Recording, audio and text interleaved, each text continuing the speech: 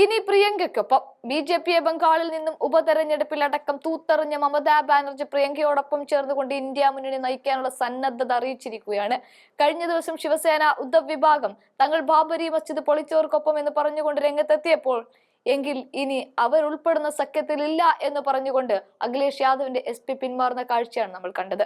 അത് മാത്രവുമല്ല, പാർലമെന്റിൽ സഭയ്ക്കകത്ത് അദാനി വിഷയം മാത്രം കോൺഗ്രസ് മുന്നോട്ട് വെച്ച് പ്രതിഷേധം കനപ്പിക്കുന്ന സാഹചര്യത്തിൽ മമതയുടെ തൃണമൂൽ കോൺഗ്രസ് വിട്ടുനിൽക്കുകയും ഒക്കെ ചെയ്തിരുന്നു. അത് രാജ്യത്ത് ഏറെ ചർച്ചയാകുന്നതും ആ സമയത്താണ് ഇനി ഇന്ത്യ മുന്നണിയെ നയിക്കാൻ ഞാൻ ആഗ്രഹിക്കുന്നു എന്ന് പറഞ്ഞുകൊണ്ട് മമത ഇപ്പോൾ കളം നിറയുന്നത്. മമതയുടെ ആ ആഗ്രഹത്തിന് പച്ചക്കൊടി വീശുകയാണ് NCP ശരത് പവാർ വിഭാഗം നേതാവായ സുപ്രിയ സുലെ.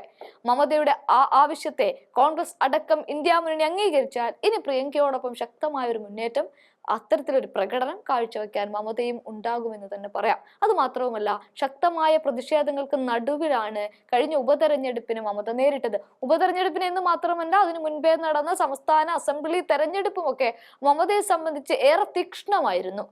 ആശുപത്രിയിലെ ഡോക്ടറുടെ കൊലപാതകവുമായി ബന്ധപ്പെട്ട് ബംഗാളിൽ നടന്ന സമരവും പ്രതിഷേധവും രാജ്യം മുഴുവൻ ശ്രദ്ധ നേടിയതായിരുന്നു. എന്നിട്ടും BJPയെ മമത ബംഗാളിൽ നിലം തൊടിയിച്ചിട്ടില്ല. തൃണമൂൽ മലർത്തി അടിക്കുക തന്നെ ചെയ്തു. BJPയെ തൂത്തെറിയുക എന്നത് ഇന്നത്തെ ഇന്ത്യൻ രാഷ്ട്രീയ സാഹചര്യത്തിൽ ഏറെ ശ്രമകരമായ കാര്യമായിരിക്കുമ്പോഴും മമതയ്ക്ക് അത് ചെയ്തെടുക്കാൻ സാധിച്ചിട്ടുണ്ടെങ്കിൽ അതേറെ വിജയകരമായ മാർഗമെന്നാണ് സുപ്രിയ സുലെ പറഞ്ഞു വെച്ചത്. അത് മാത്രവുമല്ല, ഇന്ത്യ സഖ്യത്തിൽ വിള്ളൽ വീഴുന്നതായ റിപ്പോർട്ടുമുണ്ട്. പാർലമെന്റിനകത്തും പുറത്തും കോൺഗ്രസ് സ്വീകരിക്കുന്ന നിലപാടുകൾക്കെതിരെ ഇന്ത്യ സഖ്യത്തിൽ അസ്വസ്ഥത വളരുകയാണെന്നാണ് റിപ്പോർട്ട് കാണിക്കുന്നത്.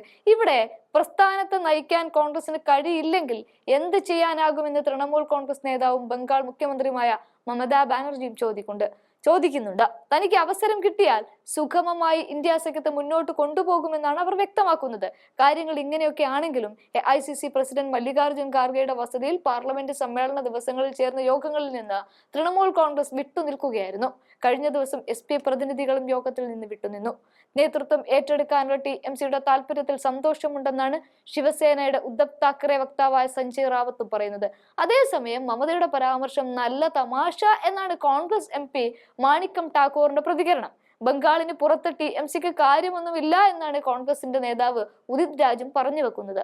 ലോക്സഭയിൽ ഇരിപ്പിടങ്ങൾ പുനഃക്രമീകരിച്ചപ്പോൾ കോൺഗ്രസ് എടുത്ത സമീപനം കൂട്ടായ്മക്ക് ഗുണകരമായിരുന്നില്ല എന്ന വിമർശനവും ഉണ്ട്. അത് മാത്രവുമല്ല, ഇന്ത്യ മുന്നണി രൂപീകരിക്കാൻ മുന്നിൽ നിന്നത് താനാണ് എന്ന്, അതുകൊണ്ടും ഈ മുന്നണി എല്ലാവരെയും ചേർത്തുകൊണ്ട് മുന്നോട്ട് പോകണമെന്നുമൊക്കെയാണ്. അങ്ങനെ BJPയെ തകർക്കാമെന്നാണ് മമത അടിവരയിട്ട് പറയുന്നത്.